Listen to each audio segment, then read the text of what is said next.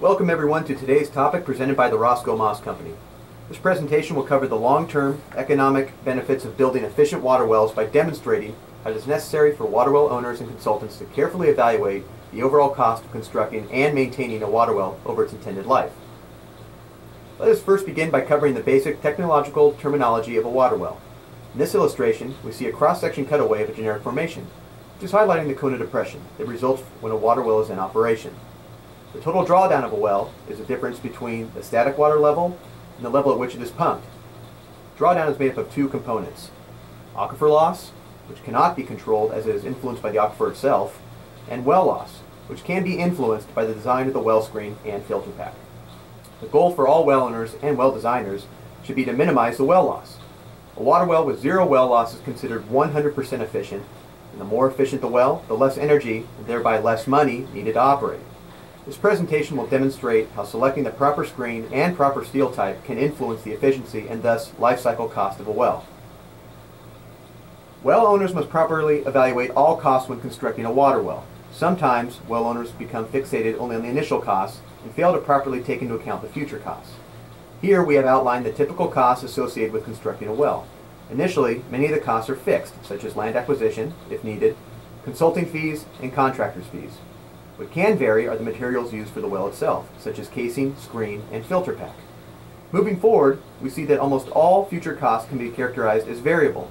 Energy, labor, treatment, redevelopment frequency, pump motor replacement, and ultimately well replacement are all factors of time and frequency, which ultimately are based on type of screen and steel that a well owner selects today. In other words, the investment in your well today directly influences your costs moving forward. Now let's take a look at some commonly used well screens. Mill slot is oftentimes selected because of its low cost, thus making it an attractive option to well owners.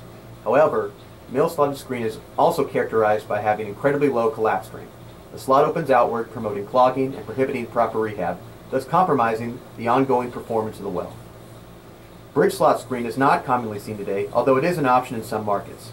It too has low strength, and the bridge slot openings associated with this screen type actually prohibit proper rehab. Next, we have wire wrap screen, also called continuous slot screen. It is regarded as a proven well screen and is available throughout the world from a number of manufacturers. It should be noted that wire wrap screen was originally created for naturally developed wells in shallow, thin, highly permeable formations found typically in the Midwestern United States. Wire wrap screens are generally not recommended for larger diameter, deep, gravel-packed wells commonly found in the southwestern United States due to its lower strength and limited redevelopment capabilities. Louvered screen represents the best option for large diameter, deep, gravel-packed wells. This is because louvered screen is characterized by having the highest collapse strength among all types of well screen. The louver slot opens inward, thus making clogging much more difficult. Also, the smooth interior surface of the screen allows for excellent redevelopment by use of swabbing. Here we have an example of a 12-inch diameter, 5/16 wall thickness screen. You can see that the collapse strength of full-flow louvered screen is significantly higher than other screen types of the same construction. In fact, it is also higher than blank casing itself, which is due to the corrugating effect of the louvers. Now let's take a look at an example comparing the efficiency and performance of two wells operated by a major water district in the San Joaquin Valley of Central California. In this example, we have well A that was installed with mill slotted screen. The production required was 1,500 gallons per minute, and it was observed that the pumping level was 300 feet below ground surface. The discharge pressure was 58 feet, resulting in total dynamic head of 358 feet. It was also observed that the efficiency of the well was 65% due to increased well losses from the mill slotted screen. With annual operation of 4,380 hours, which is approximately 12 hours a day, it would cost about $102,000 to operate this well each year. Conversely, well B was installed with louvered screen.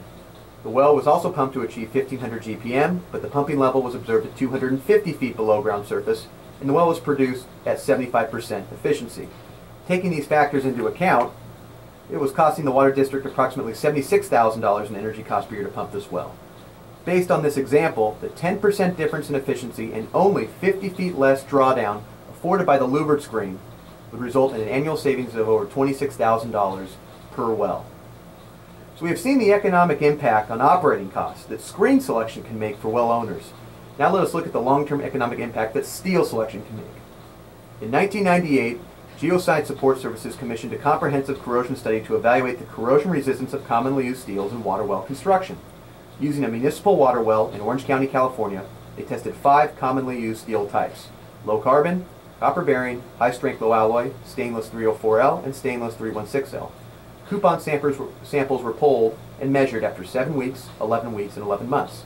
The results were remarkable. As the graph illustrates, the corrosion resistance of the 5 steel types varies significantly.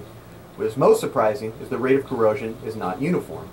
In fact, with low carbon steel, the rate of corrosion actually increases at an exponential rate over time. A proper analogy would maybe be the image of a snowball rolling down a mountainside, picking up size and speed as it goes. Conversely, the corrosion rates of copper bearing, high strength low alloy, and stainless actually decreases over time. This is attributed to the fact that these steels have the ability to build up a protective layer that helps slow the rate of corrosion over time. By extrapolating out the data, we can assign a corrosion resistance multiple to each of the steel types based on the results of the study. In this example, low carbon steel is our base with a corrosion resistance multiple of X. We can also see that low carbon steel is made up primarily of iron and has a yield strength of 35,000 psi. This study goes on to support the fact that copper bearing is approximately 4 times more corrosion resistant than low carbon. This is due to the minimum 0.2% copper addition. High strength low alloy is seen to be approximately 9 times more corrosion resistant compared with low carbon due to the minimum amounts of chromium, nickel, and copper added. Superior yield strength of HSLA should also be noted. Lastly, stainless 304L is over 240 times more corrosion resistant than low carbon steel, which really should come as no surprise. Not listed as 316L, which is over 470 times more corrosion resistant. If we took this data and applied some basic assumptions pertaining to rehab and well replacement, we could calculate the total life cycle cost of a well. For this example, we will assume that low carbon has expected life of 20 years. Granted, this is arbitrary, as a number of variables contribute to the life expectancy of steel casing and screen, but for this example, it is acceptable. Copper bearing can be assumed to have a life of 40 years, which is extremely conservative since the data from the study just told us that copper bearing is 4 times more corrosion resistant than low carbon. High strength low alloy, we will err on the conservative side and use 80 years again. It's a useful life assumption. And finally, stainless 304L will use 120 years. Every well, regardless of the material from which it is constructed, will inevitably lose the efficiency as a result of plugging, incrustation buildup, and microbiologic growth. Therefore, it is imperative that in order for a well to reach its maximum useful life, it must be maintained by utilizing rehab treatments. Again, the frequency of these rehabs can vary from well to well, but the type of steel can influence the frequency. For this example, we will assume that low carbon and copper bearing need to be rehabbed every 5 years, high strength low alloy every 7, and stainless 304L every 10. Remember, our goal of this exercise is to evaluate the long-term operating costs, or life cycle costs, of a well based on the material selected. In this example, let's assume the following. Diameter of the well will be 16.625 inches, wall thickness 312. The well depth will be 1,200 feet, made up of 700 feet of blank and 500 feet of screen. Construction costs are assumed to be $500 a foot, but this is not including materials, with rehab costs $100 a foot of screen. Lastly, we're going to have an expected well life of 80 years and an annual inflation rate of 3% each year. We'll be producing 20 hours a day, 1,500 gallons per minute.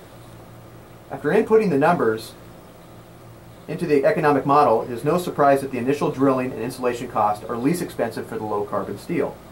However, when we look at the future operational costs associated with rehabbing the well and ultimately replacing the well due to failure, we begin to see a much different story. Adding these costs together with our initial costs, and we see that over an 80-year period, the more corrosion-resistant steels such as high-strength low alloy and stainless 304L represent a significantly more favorable financial forecast compared with low-carbon steel. We can even assign a cost per acre foot of water pumped, and the cost difference becomes even more pronounced. By taking a closer look, we can see that the larger initial cost for the corrosion-resistant steels more than makes up for itself over the course of the well's useful life. In fact, based on this example, you'd be saving yourself over $181,000 a year if you installed a well with 304 casing and screen versus low-carbon steel. This graph illustrates the average annual cost of a well over the 80-year evaluation period. Here it is clear to see the dramatic rise in total cost as the life of the well advances with low-carbon steel, seen going up, versus the most conservative increase with stainless steel at the bottom. Sometimes not all well owners look to have a well lasting as long as 80 years. As a well owner, perhaps you only look to have a short to mid-term time period. To address this, we modified our economic model to a period of only 25 years. We kept the variables the same, with the diameter being 16.625 and wall thickness 312. Depth is still 1,200 feet. $500 a foot for drilling cost and $100 for rehab. And again, this time only 25 years for the expected life. Here we still see the same initial drilling and material costs, with the more corrosion-resistant steels generate a higher upfront cost. No surprise. However, even as we adjust the number of rehabs necessary in a 25-year period, as well as the number of well replacements needed, the results do not really differ that much. Over the 25-year period, the total life cycle cost of low-carbon steel still becomes the most expensive option to the well owner. What is interesting is in this example, the life cycle cost of high-strength low alloy actually becomes the most economically efficient, and not stainless 304L. By comparing the initial upfront cost with the total savings realized over the 25-year period, it becomes clear that in this example, high-strength low alloy represents the lowest life cycle cost, and thus affords the most savings for the well owner compared with the other steel options. Again, we have plotted the annual average cost of each steel type.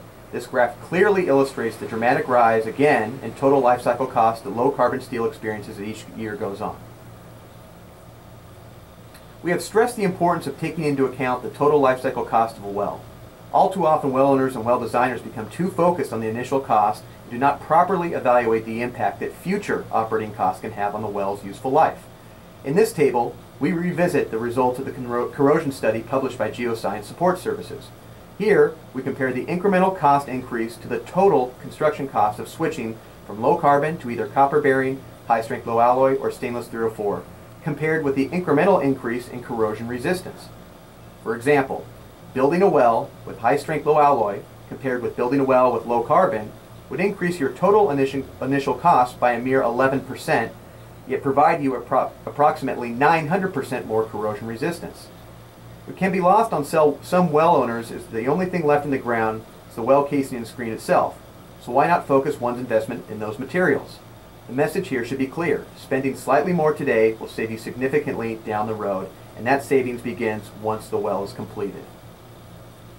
Since 1926, Roscoe Moss Company has prided itself on providing quality products and service for the water well industry. We strive to offer comprehensive technical assistance, while at the same time understanding the important role that proper economic analysis plays in today's purchasing decisions. We encourage you to visit our website or contact us with any questions.